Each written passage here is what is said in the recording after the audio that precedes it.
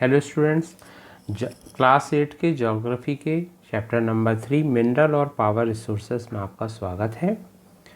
जो रॉक्स हैं अर्थ में, उनमें बहुत सारे मटेरियल होते हैं जिनको मिनरल कहा जाता है।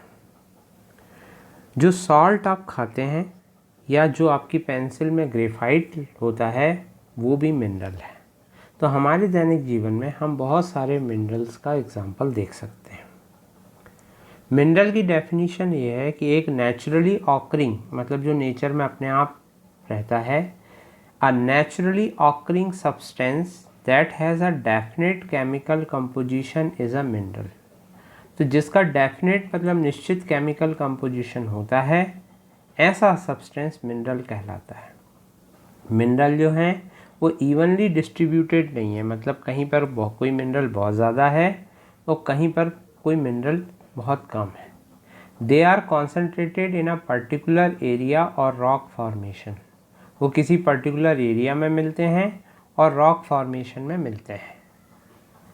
टाइप्स ऑफ मिनरल की बात करें तो लगभग 3000 डिफरेंट मिनरल हैं, पर यदि कंपोजिशन के हिसाब से देखें तो टू टाइप्स मिनरल हैं जिनको मेटलिक मिनरल और नॉन मेटलिक मिनरल में डिवाइड किया गया है।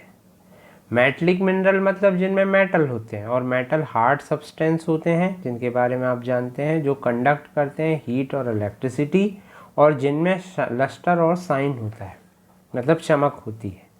आयरन ओर, बॉक्साइट, मैग्नीज के जो ओर हैं वो मेटलिक मिनरल के एग्जाम्पल हैं। मेटलिक मिनरल में यदि लोहा पाया जाता है तो उसे फेरस मिनरल कहा जाता है। जैसे आयरन ओर, मैग्नीज और क्रोमाइट, इनमें आयरन होता है इसलिए इनको फेरस मिनरल कहा जाता है। जबकि नॉन फेरस मिनरल में आयरन नहीं होता, जैसे कि गोल्ड, सिल्वर, कॉपर, लेड। बार बार शब्द आ रहा है कि ओर क्या होता है, तो रॉक्स जिनसे मिनरल्स को माइन किया जाता है, जिनसे मिनरल को निकाला जाता है, उनको ओर कहा जाता है।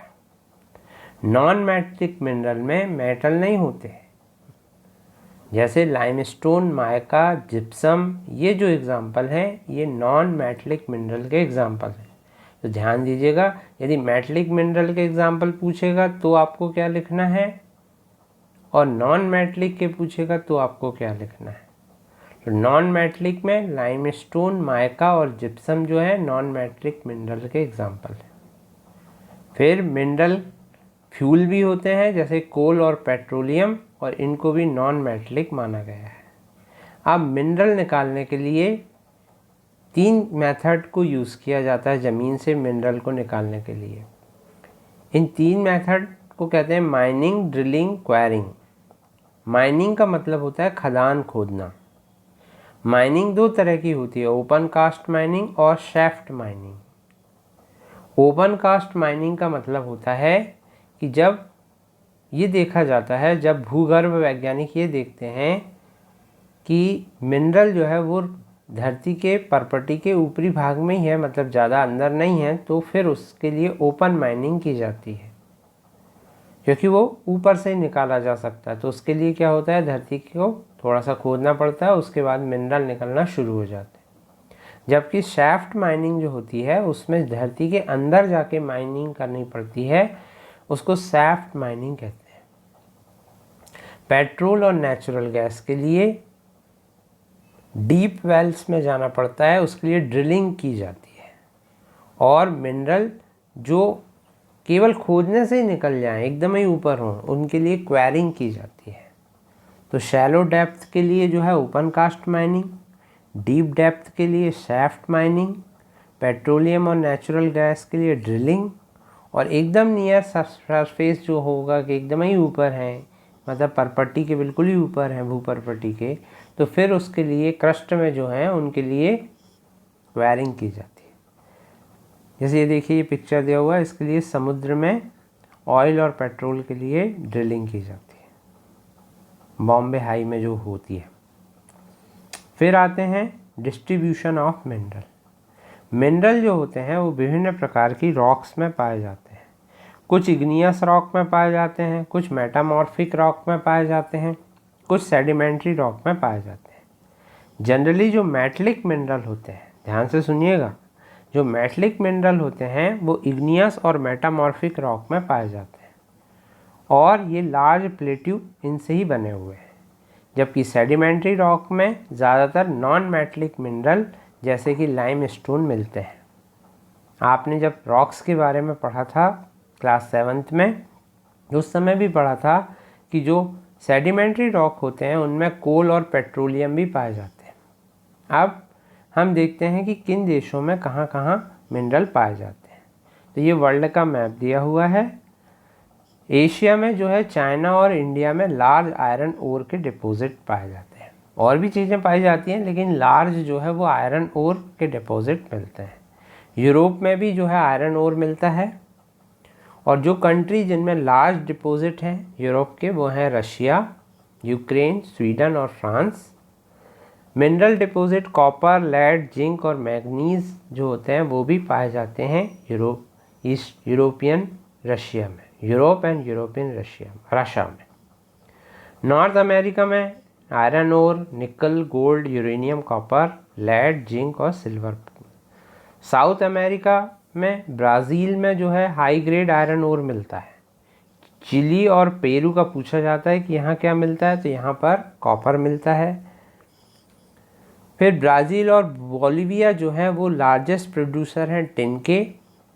अब आ जाइए साउथ अमेरिका जो है, वहाँ पर गोल्ड भी मिलता है, silver, zinc, chromium, manganese, bauxite, mica, platinum, asbestos और डायमंड भी मिलता है।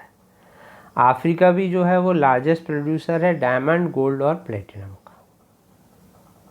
ऑस्ट्रेलिया में जो है बॉक्साइट बहुत ज़्यादा मिलता है, बाकी चीज़ें भी मिलती हैं जैसे गोल्ड, डायमंड, आयरन ओर और निकल, लेकिन सबसे ज़्यादा बॉक्साइट मिलता है। अंटार्कटिका में अभी खोज की जा रही है लेकिन फिर भी वहाँ पर बहुत सारे coal, iron ore deposit, gold deposit, gold, silver, oil भी जो है वहाँ पर प्रेजेंट है। तो इस तरह से विश्व के सभी भागों में मिनरल पाए जाते हैं, पर इनका जो डिस्ट्रीब्यूशन है वो एक सा नहीं है। इन्हीं को हम नेचुरल रिसोर्सेज कहते हैं, आगे के चैप्टर्स में ही पूछा जाता है। फिर मिनरल के यूज़ क्या हैं? तो मिनरल तो हम जानते हैं कई जगह यूज़ होते हैं, जैसे जेम्स जो होते हैं, जो मिनरल, जेम्स का मतलब होता है रत्न, जैसे डायमंड जो है वो ज्वेलरी में यूज़ होता है। कॉपर आपको पता है ये कॉइन, पाइप और तार बनाने में यूज़ होता है। सिलिकॉन कंप्यूटर इंडस्ट्री में। एल्यूमिनियम हल्का होता है इसलिए वो एरोप्लेन बनाने के काम आता है और घरों के बर्तन बनाने के काम आता है, किचन कुकवेयर के काम आता है। कंजर्वेशन ऑफ मिनरल, मिनरल जो है वो नॉन रिन्यूएबल रिसोर्स हैं और 1000 ऑफ ईयर लगते हैं इनको बनने में। तो इसीलिए हमें मिनरल को क्या है, रिसाइकलिंग करना चाहिए। इसलिए आपने देखा होगा जो जंक डीलर होते हैं, जो कबाड़ी वाले होते हैं, वो मिनरल को बड़ी हाई कीमत में ख़रीदते हैं क्योंकि उसका रिसाइकल हो जाता है। फिर हम बात करेंगे पावर रिसोर्सेज की। पावर और एनर्जी का हमारे दैनिक जीवन में बहुत महत्व है। पावर का मतलब आप लगा सकते हैं कि जो आपके यहाँ बिजली होती है उसे पावर कहते हैं। हम जो ईंधन यूज़ करते हैं वो भी पावर में आ जाता है, पर यहाँ हम बेसिकली बात करेंगे बिजली के लिए। दो तरह के इसके लिए रिसोर्सेज हैं, कन्वेंशनल और नॉन कन्वेंशनल। तो एनर्जी के लिए, आग के लिए, ईंधन के लिए कन्वेंशनल रिसोर्सेज में फायरवुड और फॉसिल्स फ्यूल का बहुत समय से प्रयोग हो रहा है। फॉसिल्स फ्यूल का मतलब होता है कोल और पेट्रोलियम और नेचुरल गैस। ये कन्वेंशनल एनर्जी के मतलब बहुत समय से इनको उपयोग किया जा रहा है। फायरवुड का मतलब होता है जंगल से लकड़ी काट के लाना और उसे यूज़ करना, लेकिन अब जैसे जैसे जंगल ख़त्म होते जा रहे हैं तो लोग जो है कोल और पेट्रोलियम का बहुत ज़्यादा यूज़ होता है। कोल भी जो होता है वो डोमेस्टिक फ्यूल होता है और इंडस्ट्रीज़ के लिए ये बैकबोन का काम करता है, क्योंकि आयरन और स्टील इंडस्ट्री जो है बगैर कोल के पॉसिबल नहीं है। कोल का जो सबसे ज़्यादा प्रयोग होता है वो थर्मल पावर में होता है। थर्मल पावर क्या होता है? थर्मल पावर का मतलब होता है कोयले से बिजली बनाना। अब कोयले से बिजली बनाने का ये मतलब नहीं कि कोयला लगाया और उसमें बिजली बनने लगी। कोयले से बड़े बड़े बॉयलर्स को उबाला जाता है। बॉयलर का मतलब होता है जिनमें पानी होता है, बॉयल किया जाता है पानी को, और जो स्टीम बनती है उससे जनरेटर घुमा के बिजली उत्पन्न की जाती है। सारा खेल जनरेटर के टरबाइन को घुमाने का होता है। जनरेटर का टरबाइन अलग अलग तरीके से घुमाया जा सकता है। हवा से घुमा सकते हैं, पानी की धारा से घुमा सकते हैं, स्टीम से घुमा सकते हैं। तो जब स्टीम से घुमाया जाता है तो उसके लिए कोयले का उपयोग किया जाता है, क्योंकि पानी को बड़े बड़े बॉयलर्स में उबाला जाता है और फिर जो स्टीम बनती है, देखिए दिख रहा है, और उससे फिर क्या होता है, थर्मल पावर बनता है। इसलिए यदि आप बिजली को बचाते हैं तो कहीं ना कहीं आप कोयले को बचाते हैं, कोयले को जलने से बचाते हैं। इसलिए क्या होता है, बिजली को कम खर्च करना चाहिए, क्योंकि यदि आप बिजली को ज़्यादा खर्च करते हैं तो उससे पोल्यूशन, कहीं ना कहीं आप भी पोल्यूशन कर रहे हैं। कभी कभी आपसे पूछा जा सकता है कि क्या बिजली बचा के हम पोल्यूशन कम कर सकते हैं, कैसे? तो लोगों को नहीं पता होता। कोल को बरीड सनशाइन भी कहा जाता है। लीडिंग प्रोड्यूसर जो वर्ल्ड में है कोल के, वो चाइना, यूएसए, जर्मनी, रशिया और साउथ अफ्रीका और फ्रांस हैं। जबकि इंडिया में रानीगंज, झारिया, धनबाद, बोकारो झारखंड में इसका सबसे ज़्यादा उत्पादन होता है। पेट्रोलियम जो होता है वो लेयर ऑफ रॉक के बीच में पाया जाता है। जैसा मैंने आपको बताया, ये सेडिमेंट्री रॉक के बीच में जनरली मिलता है, क्योंकि ये फॉसिल्स फ्यूल होता है। इसके लिए ड्रिलिंग की जाती है, और ऐसा नहीं होता कि बस ड्रिलिंग की और पेट्रोल निकल आया। वहाँ से काला कच्चा तेल निकलता है जिसको रिफाइनरी भेजा जाता है, और उसके बाद फिर वो उसको क्रूड ऑयल कहते हैं, और उससे जो होता है बहुत सारी चीज़ें बनती हैं क्रूड ऑयल से। उससे डीजल, पेट्रोल, कैरोसिन, वैक्स, ये सब बनते हैं। प्लास्टिक और लुब्रिकेंट्स, ये सब क्रूड ऑयल से मिलते हैं। इसको ब्लैक गोल्ड भी इसलिए कहा जाता है। जो चीप पेट्रोल प्रोड्यूसिंग कंट्री हैं वो ईरान, इराक, सऊदी अरेबिया और कतर हैं, और दूसरे जो प्रोड्यूसर हैं वो यूएसए, वेनेजुएला, अल्जीरिया, ये भी हैं। फिर इंडिया में दिग्बोई आसाम में रिफाइनरी है, ये क्वेश्चन आता है। बॉम्बे हाई जो है वो मुंबई में है, और डेल्टा ऑफ कृष्णा और गोदावरी रिवर के पास भी जो है पेट्रोलियम के भंडार मिले हैं, मगर अभी उन पर उतना काम होना शुरू नहीं हुआ है। नेचुरल गैस जो होती है वो पेट्रोलियम डिपॉजिट के साथ पाई जाती है और रिलीज़ की जाती है जब क्रूड ऑयल को सरफेस पे लाया जाता है। मतलब जब क्रूड ऑयल निकाला जाता है धरती के अंदर तो कई कई जगह नेचुरल गैस भी निकलती है। नेचुरल गैस को जो है वो कंप्रेस करके सिलेंडरों में नहीं भरा जाता, इसलिए उसकी पाइपलाइंस चलती हैं। और आपने सुना होगा कि पाइपलाइन से जो है हमारे यहाँ ईरान से नेचुरल गैस मंगवाई जाती है और उसको यूज़ किया जा सकता है फिर डोमेस्टिक और इंडस्ट्रियल फ्यूल की तरह। रशिया, नॉर्वे, यूके और नीदरलैंड मेजर प्रोड्यूसर हैं। जो सीएनजी जो है वो भी एक ऐसा popular eco friendly automobile fuel है। इसको बोलते हैं कंप्रेस्ड नेचुरल गैस। यदि आप उसमें पढ़ेंगे तो ये मीथेन गैस होती है। इंडिया में जैसलमेर, कृष्णा, गोदावरी डेल्टा, त्रिपुरा और सम एरिया जो है वहाँ पर पाई जाती है नेचुरल गैस। फिर बात करते हैं थर्मल पावर के बाद हाइडल पावर। हाइडल पावर का मतलब होता है हाइड्रो इलेक्ट्रिसिटी बनाना। आपने सुना होगा कि पानी से बिजली बनाई जाती है। अब ऐसा नहीं कि पानी गए, दो वायर लगा दी और बिजली बनने लगी, लाइट जल गया। पानी से बिजली बनाने के लिए जैसा कि आप पिक्चर में देख रहे हैं, बांध में क्या होता है, पानी को रोका जाता है। जब बांध से पानी छोड़ा जाता है तो वो बहुत तेज़ी से नीचे आता है। वहाँ पर फिर टरबाइन लगा दिए जाते हैं। देखिए टरबाइन लगे हुए हैं, और फिर उनको सब स्टेशन से जोड़ करके बिजली को इकट्ठा करके और फिर उसकी सप्लाई बाकी जगह की जाती है। इसे हाइड्रो इलेक्ट्रिसिटी कहते हैं। तो बहुत सारी जगह भारत में भाखड़ा नंगल डैम है और भी बहुत सारे डैम हैं जहाँ पर बिजली उत्पन्न की जाती है। तो जो अभी हम पढ़ रहे थे ये कन्वेंशनल सोर्स थे। अब हम नॉन कन्वेंशनल सोर्स की बात करेंगे। क्या ये देखा जा रहा है कि जो फॉसिल्स फ्यूल है वो धीरे धीरे शॉर्टेज पे जा रहा है। यदि हम इतनी अधिक मात्रा में कोयला निकालते रहेंगे तो एक दिन पूरा कोयला ख़त्म हो जाएगा, पेट्रोल भी ख़त्म हो जाएगा। तो इनकी जगह क्या हो रहा है कि दूसरी चीज़ों का उपयोग किया जा रहा है, जैसे पॉल्यूशन भी कम हो, तो उनको नॉन कन्वेंशनल रिसोर्स कहते हैं। यदि आपसे पूछा जाए कि नॉन कन्वेंशनल रिसोर्स कौन कौन से होंगे, तो आप solar energy, wind energy, tidal energy, क्योंकि ये रिन्यूएबल है। जैसे सन की जो एनर्जी है वो मिलती ही रहेगी, तो वो कभी ख़त्म होने के चांसेस नहीं है। तो इसलिए सोलर की एनर्जी को जो होता है ट्रैप किया जाता है सोलर पैनल से, और फिर उससे बिजली उत्पन्न की जाती है। इस बिजली को यूज़ किया जाता है solar heater, solar cooker, solar dryer. जैसे कि अभी अभी मध्य प्रदेश में रीवा में भी एक सोलर पावर स्टेशन का उद्घाटन हुआ है। तो इस तरह से जो है ये बिजली उत्पन्न की जाती है, और इनके बारे में आप पढ़ेंगे कि ये क्या क्या इनके यूज़ हैं। ये एक टेबल दिया हुआ है, इसके क्या एडवांटेज हैं और क्या डिसएडवांटेज हैं। फिर उसके बाद विंड एनर्जी, ये देखिए इस तरह से सोलर पैनल लगा दिए जाते हैं और उससे सोलर एनर्जी को ट्रैप करके और फिर क्या हुआ बिजली उत्पन्न की जाती है। विंड एनर्जी, जैसे सोलर एनर्जी है वैसे ही विंड जो है इन एग्जॉस्टेबल सोर्स ऑफ एनर्जी है। आज के समय में विंड मिल को जो है उपयोग किया जाता है, और विंड मिल हाई स्पीड की जो विंड मिल होती है वो विंड मिल से विंड मिल रोटेट होती है, उसको फिर जनरेटर से जोड़ दिया जाता है और उससे इलेक्ट्रिसिटी प्रोड्यूस की जाती है।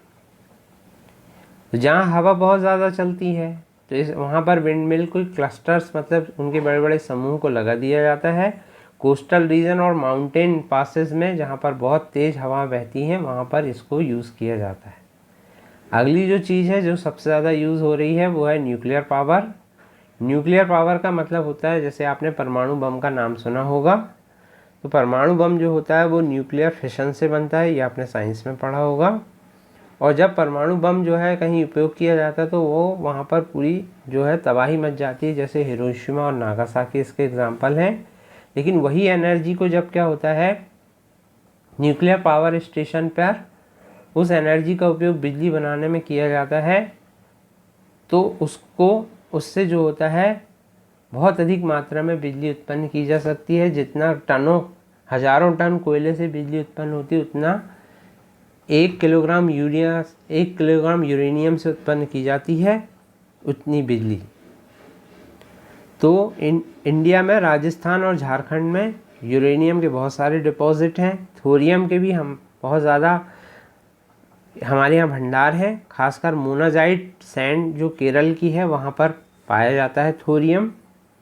तो न्यूक्लियर पावर स्टेशन जो है वो जगह जगह बनाए गए हैं, और बहुत पहले से भारत जो है एटॉमिक एनर्जी पे काम कर रहा है। इसमें डॉक्टर भाभा का नाम बहुत अच्छे से जुड़ा हुआ है। डॉक्टर होमी जहांगीर भाभा जो है हमारे यहाँ के साइंटिस्ट थे। तो हमारे यहाँ न्यूक्लियर पावर स्टेशन है कलपक्कम तमिलनाडु, तारापुर महाराष्ट्र, और नरोरा उत्तर प्रदेश, और कैगा कर्नाटक में। और ये देखिए ये दिखाया गया है कि किस तरह से परमाणु ऊर्जा को उपयोग करके टरबाइन्स घुमा करके बिजली को पैदा किया जाता है। इसी तरह से जियोथर्मल एनर्जी की भी है। जियोथर्मल एनर्जी का मतलब होता है कि कई बार धरती के अंदर से जो गर्माहट निकलती है, जैसे आपने देखा होगा ज्वालामुखी के माध्यम से जो निकलती है, तो उसी प्रकार कई जगह जो होता है आपको गर्म झरने मिलेंगे। कई जगह मिलता है कि गर्म झरने का स्रोत है। तो इस तरह के जो हॉट स्प्रिंग्स होते हैं उनमें भी क्या होता है हीट एनर्जी निकलते रहती है धरती की, तो वहाँ पर भी क्या होता है जनरेट की जाती है पावर। और इसको कई तरह से यूज़ किया जाता है जियोथर्मल एनर्जी को, कुकिंग के लिए, हीटिंग के लिए, बैदिंग के लिए, मतलब नहाने के लिए। आपने देखा होगा कई ऐसे झरने हैं जहाँ पर लोग जाते हैं नहाने के लिए। यूएसए में जो है वर्ल्ड का लार्जेस्ट जियोथर्मल पावर प्लांट भी है। इंडिया में जो है मणिकरण हिमाचल प्रदेश में और पुगा वैली लद्दाख में इसका उपयोग होता है। तो ये जियोथर्मल एनर्जी। अगली चीज़ है टाइडल एनर्जी। टाइड का मतलब होता है ज्वार भाटा, आपने सुना होगा। टाइड का मतलब ज्वार होता है, मतलब समुद्र की जो लहरें हैं वो ऊपर उठ जाती हैं। तो वहाँ पर क्या होता है उसको डैम बना दिया जाता है नैरो ओपनिंग में। और हाई टाइड में क्या होता है कि टरबाइन इस डैम के पानी की सहायता से घुमाया जाता है, जैसे ये दिख रहा है आपको पिक्चर में, और इससे क्या होता है, इलेक्ट्रिसिटी को प्रोड्यूस किया जाता है। रसिया, फ्रांस और गल्फ ऑफ कच्छ ये जो हैं ह्यूज टाइडल मिल फार्म है यहाँ पर, जहाँ भी भारत में भी समुद्री किनारे काफ़ी बड़े हैं, तो वहाँ पर जो है टाइडल एनर्जी का उपयोग किया जाता है। एक और चीज़ जो गांव में यूज़ होती है वो है बायोगैस, जिसको गोबर गैस कहते हैं। तो एनिमल वेस्ट, किचन वेस्ट, इससे बायोगैस बनाई जा सकती है। इसको डिकम्पोज कर दिया जाता है और उससे मीथेन गैस प्राप्त होती है। जैसा मैंने आपको पहले ही बताया, मीथेन गैस जो है वो नेचुरल गैस कहा जाता है उसको, और ये एक्सीलेंट फ्यूल होती है कुकिंग के लिए, और इससे बिजली भी बनाई जाती है लोग, और इससे मैन्योर भी मिलता है, ऑर्गेनिक मैन्योर। मैन्योर मतलब होता है खाद। तो बायोगैस जो है हमारे यहाँ बहुत सक्सेसफुल है गांव में। और इस तरह से देखिए बायोगैस का एक टैंक बनाया जाता है, एक तरफ मैन्योर इकट्ठी होते जाती है और एक तरफ से गैस निकलते जाती है ऊपर से, और एक तरफ से इसमें पानी डाला जाता है। इस तरह से क्या होता है कि बायोगैस से बढ़िया गैस खाना बनाने के लिए मिलती रहती है। तो एनर्जी जो है वो सब जगह यूज़ होती है, कई नए नए तरीके एनर्जी को बनाने के उपयोग में हो रहे हैं, लेकिन सबसे इम्पॉर्टेंट है कि हमें एनर्जी सेव करना चाहिए, क्योंकि एनर्जी को बनाने में बहुत ज़्यादा मेहनत लगती है और हमें एनर्जी वेस्ट नहीं करना चाहिए। यदि हम एनर्जी को सेव करेंगे तो हम फ्यूचर को सेव करेंगे और पॉल्यूशन को कम करने में बहुत अधिक मदद करेंगे। Thank you very much for attending my class.